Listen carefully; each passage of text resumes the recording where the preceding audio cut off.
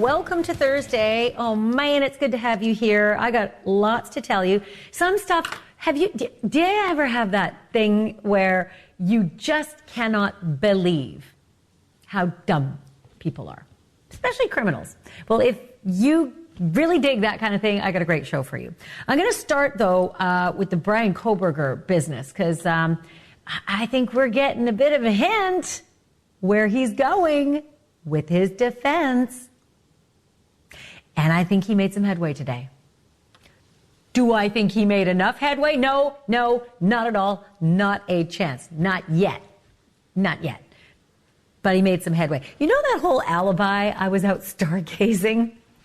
That's on the dumber criminal ledger. But today, that lady with the blonde hair, Ann Taylor, his defense attorney, she made some headway with one of the witnesses. Turns out the cops didn't press save on some things that they should have. I'm going to tell you all about that in a moment. And guess who's going to I'm going to interview Lori Vallow's former attorney in Idaho. And that's an Idaho case right there with Kohberger. So you got to stick around for that. And then we wondered in the Oklahoma Panhandle what was buried 10 feet down with those two moms when they were discovered. We wondered what was in that grave other than the moms. Now we know. And man, is it grisly. Evidence that says these two women died in a horrible way. Evidence that really ties to the suspects that were arrested. And then, once again, with the dumbest criminal ledger, two of the suspects may have done something so stupid that it got them arrested and kind of unraveled the whole alleged plot. I'm going to tell you all about that in a minute. And then, did you know this TikTok star? He had like over 1 million followers. Everybody loved him. And turns out he was having some trouble at home. Now, that's not weird.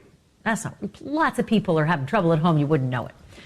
But this fella, allegedly, when he wasn't having silly time on the TikTok, went and gunned down his wife and the man that she was sitting beside. So how do you think he performed in court? Because he was not this guy on TikTok. He was instead this guy. And before I could stop myself, I just snapped. My gun was in my hand, and next thing I'm shooting, and I can't stop. I'm just shooting, and I'm even startled. It's like I'm watching it happen. I'm like I'm in the passenger seat of my own body. I can't stop it, and I hear Anna screaming and crying. So that guy with the tears, that guy is Ali Abulaban. If you know him on TikTok, you know him as Gin Kid. There was no ginning around for that kid today.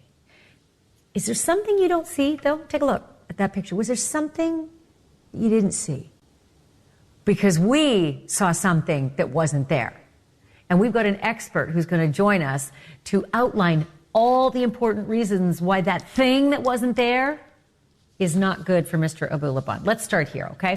I could be wrong, but it really looks to me like Brian Kohberger and his taxpayer-funded defense team may have finally figured out that driving around and looking at the moon and the stars is a sucky excuse for an alibi. And I say that because both sides were back in court today over Team Kohberger's demands for evidence that they claim exists, but that they haven't been given. They want dash cam footage and other video that supposedly, they say, puts Brian Kohberger, or at least his white sedan, in Wawaway County Park near Pullman, Washington, at the exact time the prosecutors say he was committing quadruple murder in Moscow, Idaho. They also grilled the Moscow police detective who compiled the cell phone data behind much of the prosecution's case. Detective Lawrence Mowry created detailed maps for the grand jury showing Kohberger's whereabouts while his phone was turned on the night of the murders. Remember, for a really good chunk of it, his phone was conveniently turned off in the middle of the night. Because, that's what you do. What Detective Mowry did not do, though, Detective Mowry did not save his work. He did not keep a log of how those maps were made.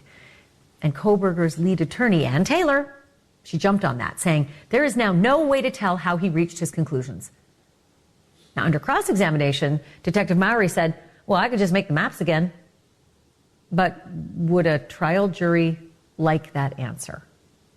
I want to bring in NewsNation senior national correspondent Brian Enton, who was in the courtroom for all of this today. So, Brian, this Detective Mowry, asked about his cell phone training. I think they were really going after him after the whole business of not saving his work, to just how good he is at his job. What did they ask? What did he answer?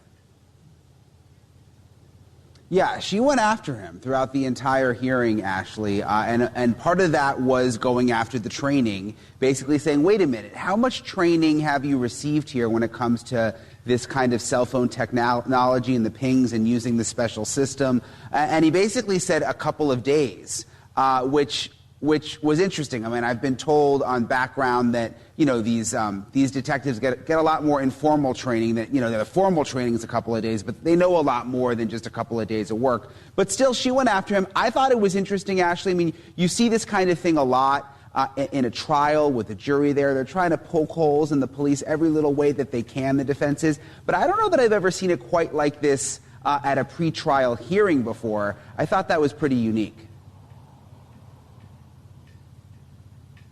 And Kohberger get after the police about the kinds of videos that they collected or did not collect, especially the kinds of videos we assume exist, showing cars coming into communities and showing cars coming out of communities. Yeah, so that was another big part of the hearing. She was asking, well, did you ever go out and try to get the camera video from the Department of Idaho Transportation, those cameras on the highways? And he said, well, they don't really save that video. Well, did you send a letter to see if they would save it? No, we didn't send that letter. Then she was asking about this website. There's a public website that actually saves that video to a different database where he said they didn't follow through looking for those videos. So she was trying to poke holes there, but what never really came out was whether any of that would really be relevant at all. That we don't know. I mean, perhaps the police have so much video that they didn't really need to go get the video from the highways, and there was no point in even saving any of that.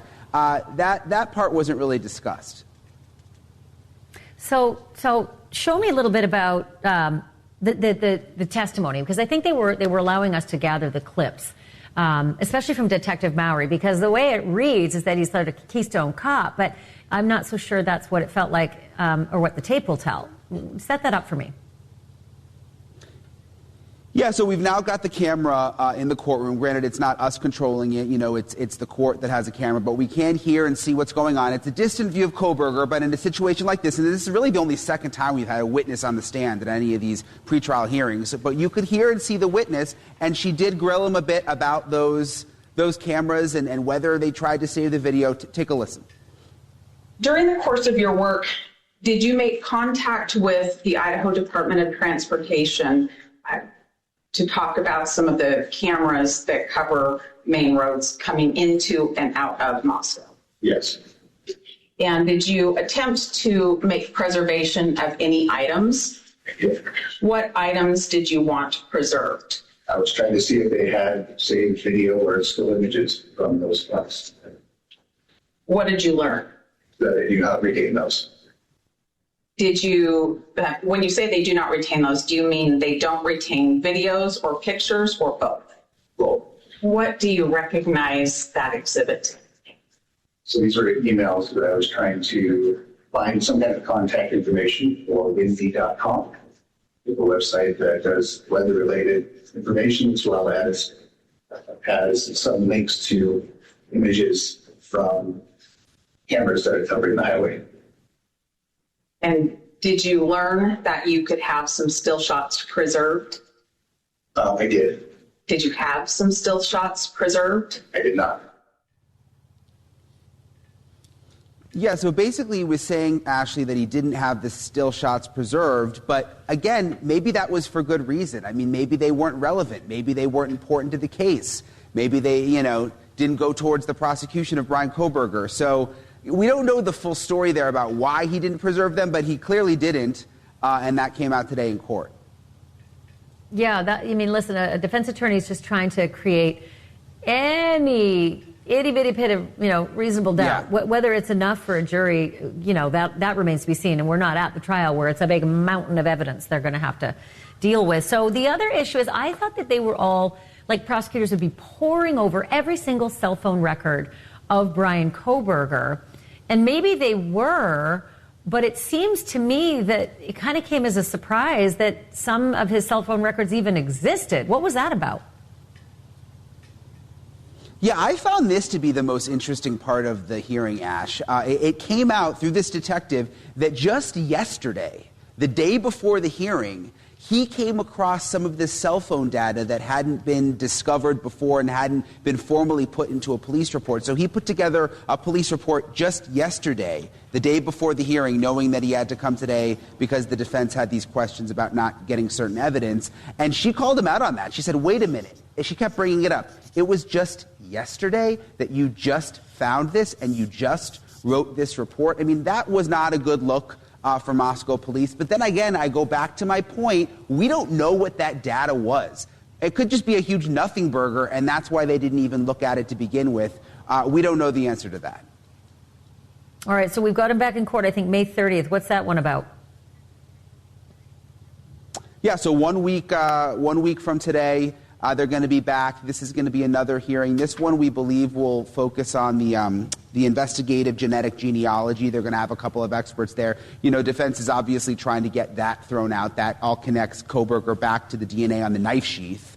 This could be interesting, though, a week from today, though, because they may end up closing some of this down to the public. Whenever they talk about this genetic genealogy stuff, they get very nervous because there's distant relatives of Kohberger and people not connected to the case. The names are all part of the genealogy chain that they had to use to connect it to Kohberger. So we may end up getting blocked from some of that a week from today. It's going to be interesting to see. Boy, I'll say. Brian Entin, thank you for doing the job out there again. Appreciate it. Thanks, Ash. I want to bring in somebody who knows a lot about defending a high-profile person in Idaho. Edwina Elcox is an Idaho attorney who represented Lori Vallow. Great to have you on the show again. Thanks so much for being here. I'm going to start right off with the alibi business because I can't get my head around it, Edwina. I've heard a lot of alibis in my day. I have never, ever heard an alibi that says I was out staring at the night sky in the middle of the night when I turned off my phone and the murders happened.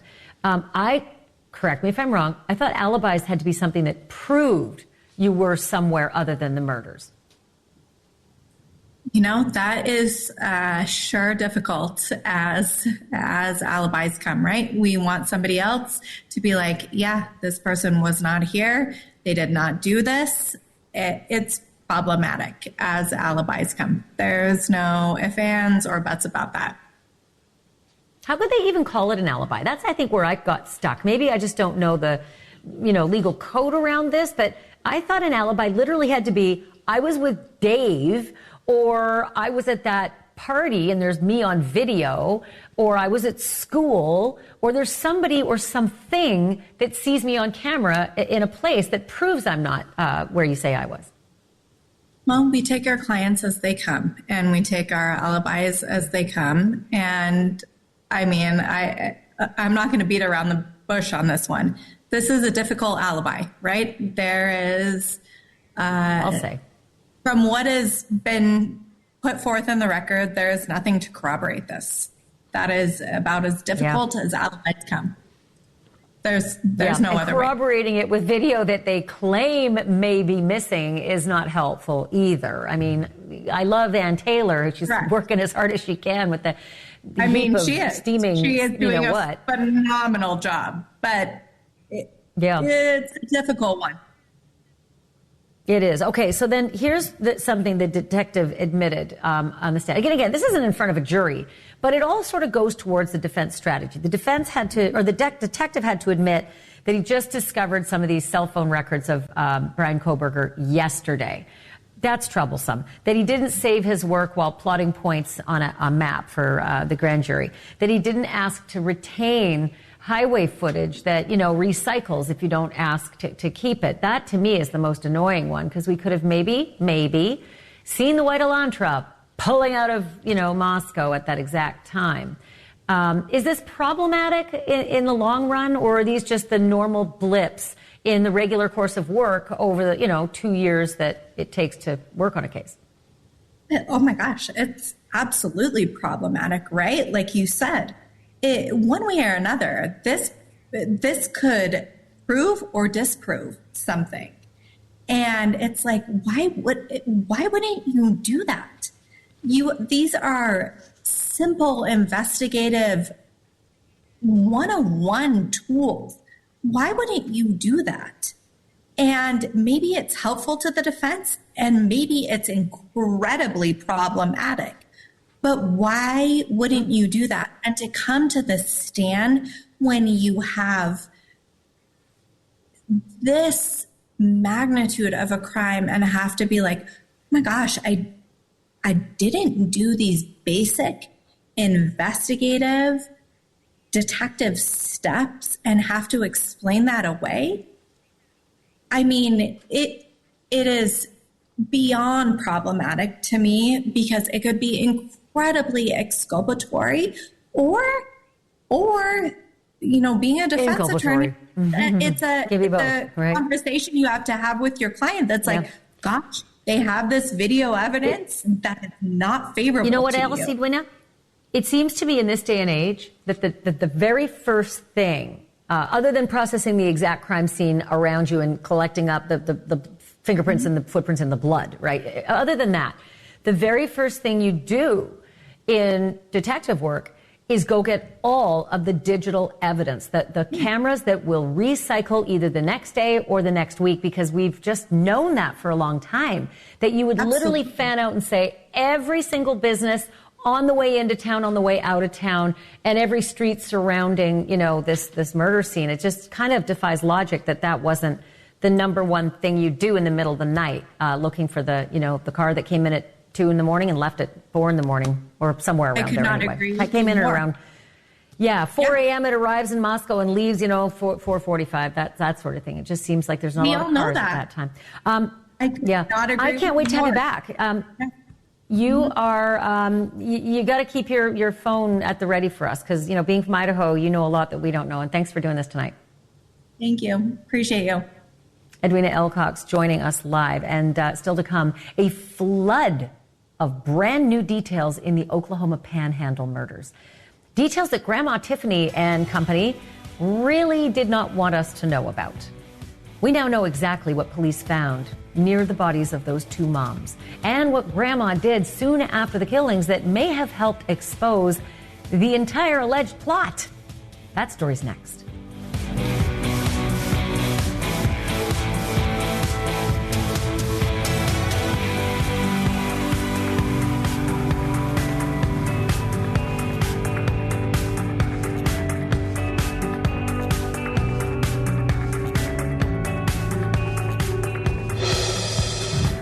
Weeks went by between the highly suspicious disappearance of two Kansas moms in Oklahoma in that Panhandle. 2 weeks between that and the discovery of their bodies, 10 feet underground. 5 suspects were arrested, and the big picture was pretty clear and very ugly from the start. But now, for the first time, we are seeing inside the investigation. We're learning exactly what police were up to while Veronica Butler and Jillian Kelly were still only missing. And while those 5 suspects were hiding in plain sight. The details from a search warrant, multiple search warrants actually, that a judge just agreed to make public. They tell us that police found many things near the burial site that appeared to have blood on them, including duct tape, a sheathed knife, and 15 pieces of clothing. They also found a saw handle, a black taser flashlight, and an electrical cord. And then there's the fatal mistake by Grandma Tiffany, the alleged mastermind of the plot. An affidavit says on April 1st, 2 days after the murders, she took this badly damaged iPhone to a repair shop. She gave the repair guy the code to open it up and fix it. And the repair guy must have sensed something, because repair guy gave phone to police, who sucked about 60 gigabytes of data out of it. We also know that police swabbed the inside of a horse trailer spotted near the victim's abandoned car. Brian Entet reported seeing that trailer being towed away from farmland that was rented by Grandma Tiffany's boyfriend and fellow suspect, Tad Cullum. The last man to be arrested, well, this one is a hell of a story. Suspect number 5. Turns out he may have been his own worst enemy. Allison Weiner is a NewsNation producer who's been poring over these documents all day, and she joins me now live with the details. Okay, so that 5th man, Allison, Paul Grice, turns out he made some overwhelmingly stupid mess-ups, and that is he had a bandage on his right finger and told some stories several times to several people that didn't match, and he asked a friend some very, very incriminating questions. So walk me through all of that. It's so interesting. You were waiting for him to get arrested and kept wondering why he hadn't gotten arrested when the police were busy figuring out how many mistakes he had made along the way that they can use against him at trial. One of the major mistakes that he made was that he used the kind of O.J. Simpson, how I cut myself defense, which it changed initially when the police asked him about it. He said that he had cut it, working on his car, on his truck. And then later he told a friend or an acquaintance that he had cut it by working on a fence. He was cutting fence, and that's how he cut it. So that changed. He also, which was most incredible, went and talked to someone who ended up being a witness to the police and told the police that he had asked questions about how long DNA can last deep in the ground in dirt. He also wanted to know if there was some sort of a guy who could get a family out of the country to go to Mexico. How do you get a guy and his family out of the country? It's interesting, too, that he, was just busy chatting about different things. Can you get DNA off of different things? I mean, and when I was reading this, the affidavit that went with the search warrant, it was just quite incredible. Like during that time, I think he, based on what we're seeing in the affidavit, thought about running, but wasn't sure how to do it. So he had to check with a whole bunch of different witnesses. When to ask a friend. Oh dear. Talk about a time you shouldn't call a friend. All right, let's talk about that iPhone. I want to go rapid fire. I got 6 more things I want to ask you. The iPhone repair guy turns the phone over to the cops. Wow. Do we know why he was suspicious? Well, I think everybody kind of knew as soon as these women disappeared, there was stuff in the news about the custody battle. I mean, that happened pretty quickly, that there was bad blood. And that Tiffany also had a reputation. It's a very small community, as Brian has told you many times. And so I think he probably knew about that. But he also, the thing you didn't mention is he gave it back to her. So the police were able to track, and it says this in the affidavit, that generally people return to the scene of a crime. They were able to see what she was up to, who she was writing to after the crime. And she thought, oh, they don't know that I have this phone. I mean, and she could move around with it and they could still ping it and everything like that. So he was very helpful to the authorities and likely will be a big witness. Phones show, if she had the phones on her, if she is a killer, the phones show where you were at all points of the day. So if you took the phone along for the ride with burner phones, right? I'm sorry, I didn't mean to interrupt, but after the police took that data, they gave it back to the phone repair guy who gave it back to Grandma Tiffany. So she was still moving around. Ah, brilliant. Okay, so I wanted to ask you, I'm going to ask you about the victims' iPhones too. What did because we've been wondering where their phones were. What do we know? It was in Cole Twombly's truck. I mean, not a very good fact for the Twombly fan, I mean. Are you kidding me? It's just such a tragedy, this whole thing. I mean, it's these people that, it's just a real tragedy. But it was in their truck. They didn't even think to bury the iPhones with the victims. They kept the iPhones in the truck. Okay, let's talk about the burial. 10 feet down always amazed me. Now we've come to find out that the women were buried in a freezer chest 10 feet under. I have all sorts of theories, but what do we know about it? Well, we don't really know, but I also have a theory because I know how carefully they tried to cover the area. We were able to show on your show that area, how they put hay over it, how they put bricks, concrete inside to make the ground level. But I think this is an area with a lot of animals. And if there's any kind of smell coming from the ground, you're going to have animals gathering around there and digging things up. And I think that was a perfect way to seal the women in. And the worst part about it to me, when I thought about it, was just that these women were never going to be found. I mean, if it hadn't, I guess been for the confidential witness and all this other evidence we're now learning about, I mean, their families never would have known what happened to them. 10 feet down. I mean, it is so horrendous, but I am so glad that there is going to be some resolution, at the very least, some justice for their families. Alison Weiner, amazing job at just combing through all of those facts. Thank you so much for this. Thanks for having me. We'll have you a whole bunch more, that's for sure. Okay, coming up next.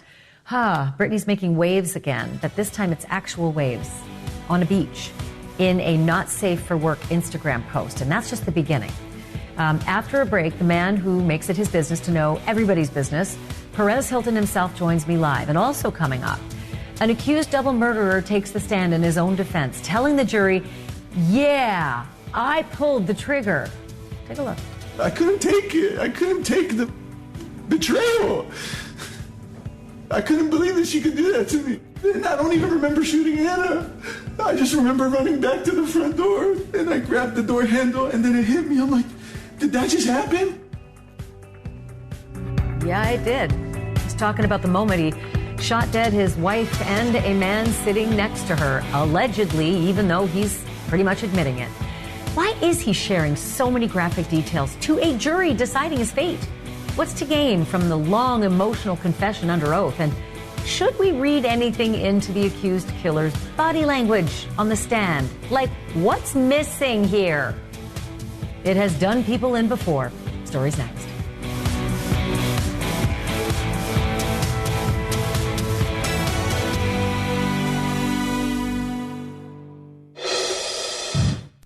The world wants to talk about her mental state, but Britney Spears wants to talk about her face and her nerves and other body parts that I'll get to in a minute. If you didn't know this before, or if you didn't believe that Britney is supposedly off her medication and drinking too much and generally losing her grip and maybe losing her fortune, her latest Instagram posts just might convince you. A post from just yesterday that's already been deleted talks about nerve damage. Britney believes that she has suffered nerve damage during the conservatorship, and she says it affects the right side of her body. And I'm quoting her. She says, I sometimes can't think. She's talked about nerve damage before, and it makes me wonder whether it also affected her voice, because on Tuesday she posted a video doing a facial treatment, but it sounded like her voice is really struggling.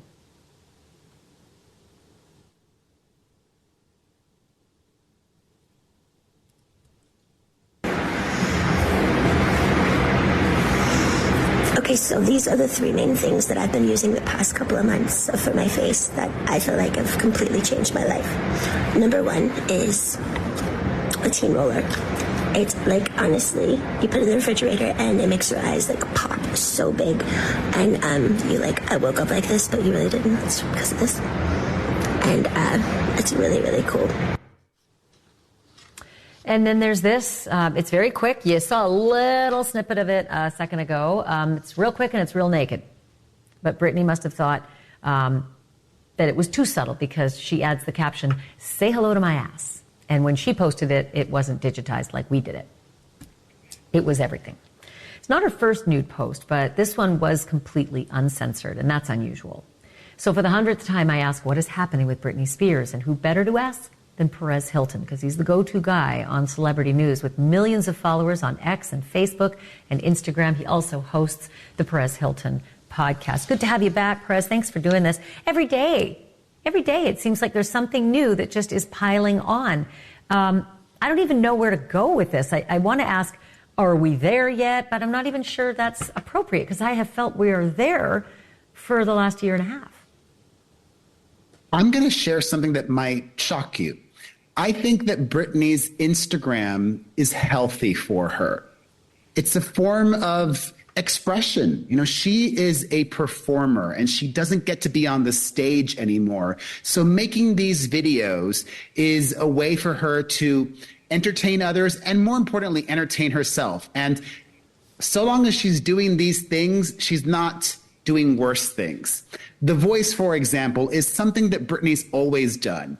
It could be that she's just hoarse, or it could be that she's playing this character. She does voices all the time, from speaking in a British accent to other voices or characters. And also, of course, it may be reflective of some mental health issues or partying a lot. But so long as I think her fans are seeing her regularly, at least they know, okay, she's still posting, things aren't totally dire right now. You know, she loves this. It makes her happy. I guess, but it sure does give us insight into someone who's just not really with it. I mean, just completely devoid from where everybody else is. And her followers are interesting, right? When I started looking at the following after the conservatorship ended, everybody was, you go girl, queen, you know, whatever. Now it's invariably, what is wrong with you? I mean, it seems like the majority of her followers are genuinely distraught, worried for her, and they are noticing this very irrational feed. Absolutely. And this is nothing new. The only new thing is now we're seeing it. Before, her team, the conservatorship, would keep these posts off social media. But to address something that you mentioned at the beginning of this segment, you know, Britney talked about having nerve damage.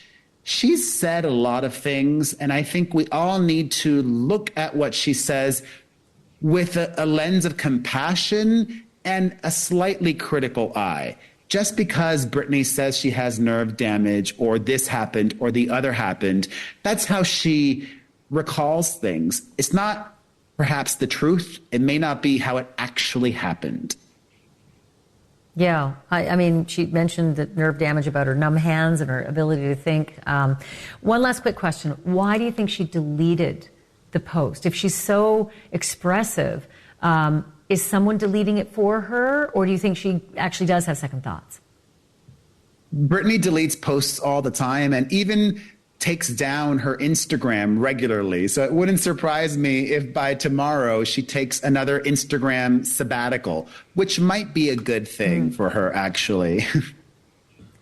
I said that was my last question. I'm adding another one. Why does she call herself Maria Zilla River Red? Britney views this character, as I mentioned, she's all about characters, as an art project, an ongoing, years-long art project, which we, the general public, we're confused by, really. Yeah, she's never really made a reference to who Maria is or why River Red, or I think it's Zila, X-I-L-A, I think I saw recently that something seemed to be added to it, but no reference to that. Is it just, I thought it was just me that I wasn't getting it. No, she literally has said this is an art project of hers, and that's why you'll see her repeat certain clothes, she says, or certain themes. She views her Instagram as a work of art and performance. Well, it is a performance, that's for sure. Let's hope that you and I keep talking at least about positive things and not something dire, because that's what I'm really fearful of. Perez Hilton, always great to have you. Thank you so much. Thank you. All right. Coming up next, a one-time TikTok personality on trial for killing his wife and another man tells the jury that he just started shooting and could not stop. I can't stop. I'm just shooting, and I'm even startled. It's like I'm watching it happen. I'm in the passenger seat of my own body. I can't stop it, and I hear Anna screaming and crying. And I don't even remember shooting Anna. You may have been a follower. He was huge on TikTok, but now he's confessing to double murder. But what you don't see in this passionate plea to the courtroom could be even more critical than what he's saying. Someone who reads the unspoken signs for a living is with me live after the break.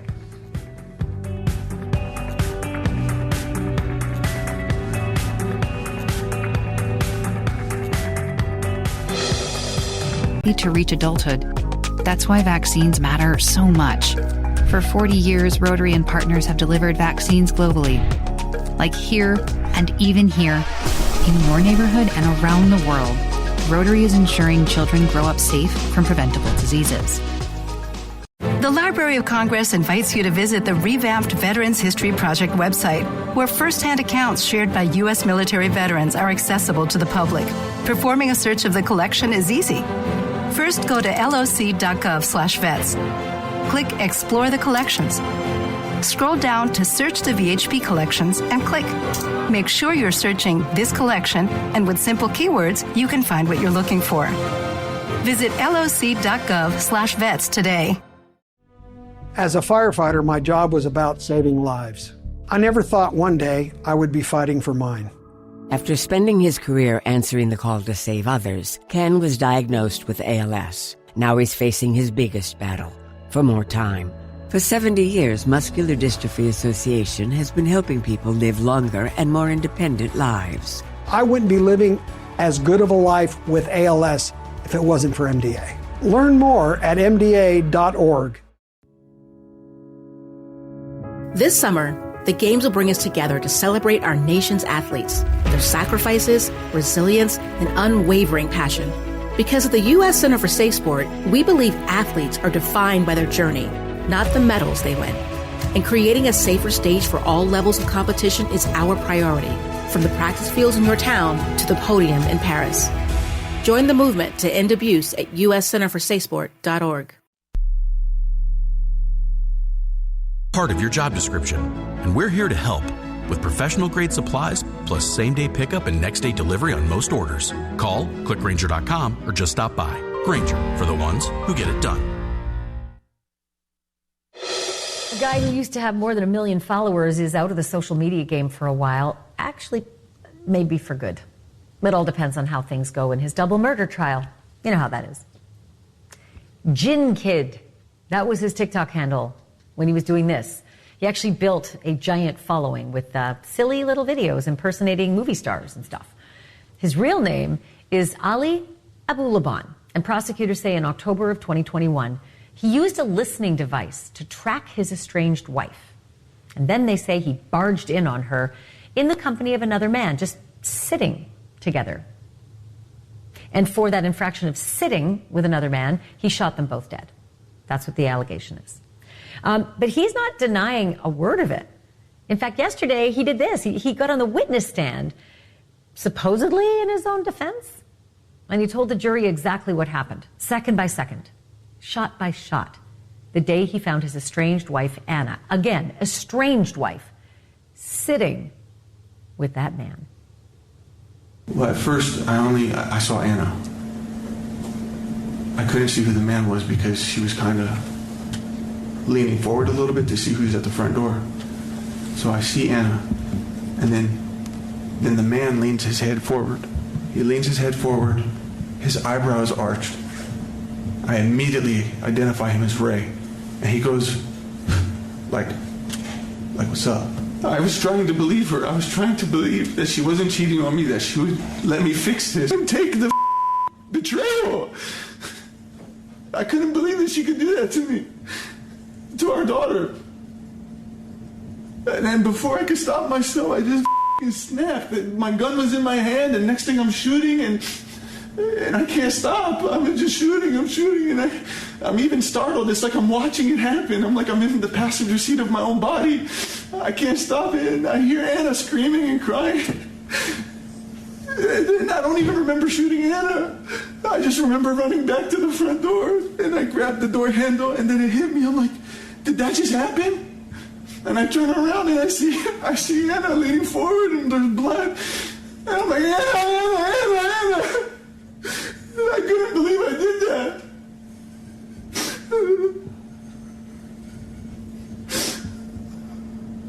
I don't know. I didn't mean to do that.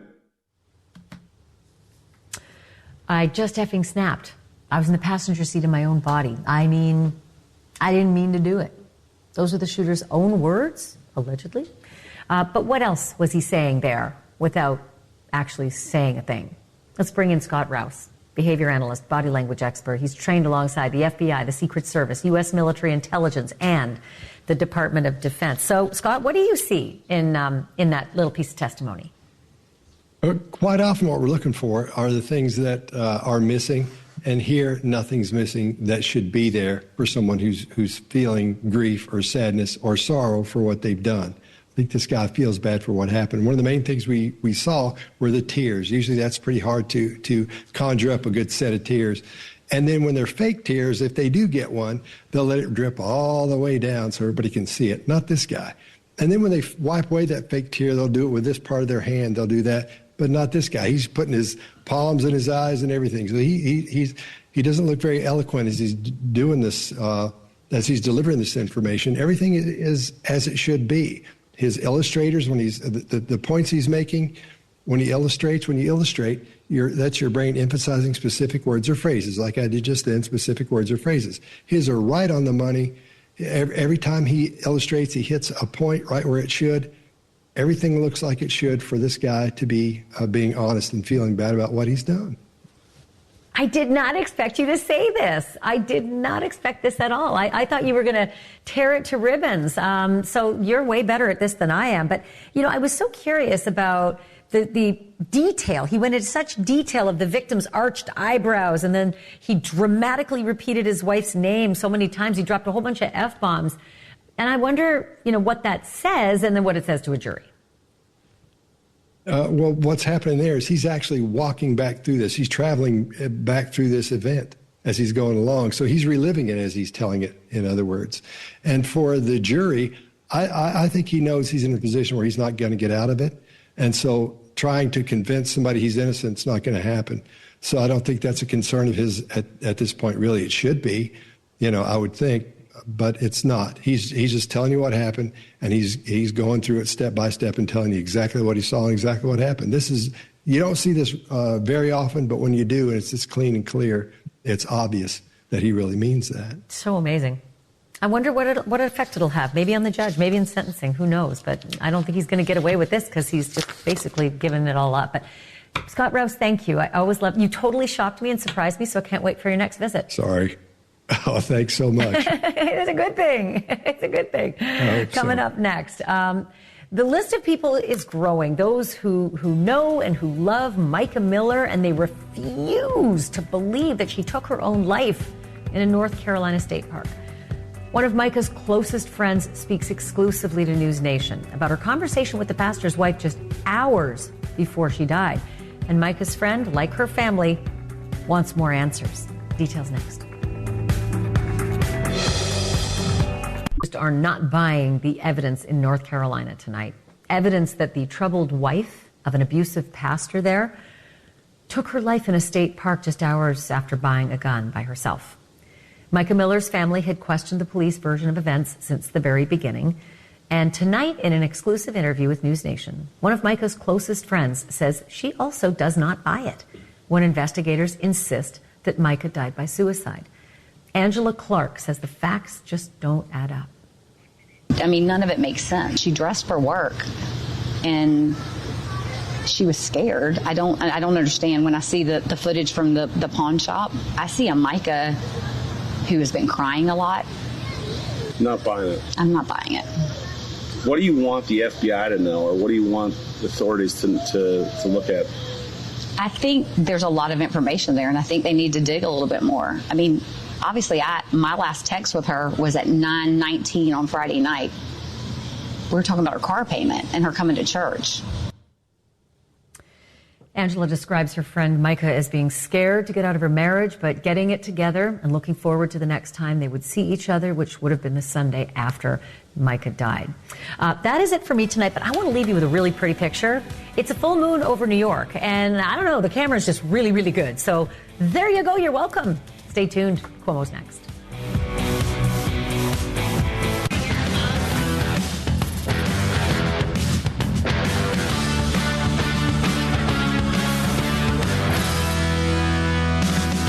Hey, everybody, I'm Chris Cuomo. We're heading into a very important tradition weekend. In fact, I'm taking tomorrow night off, and I'm taking Monday night off. Why?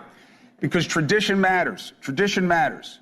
And Memorial Day matters. Just for everybody at home, remember, there's a difference between Memorial Day and Veterans Day, right? Memorial Day are those who gave their lives in service to this country. Veterans Day is for everybody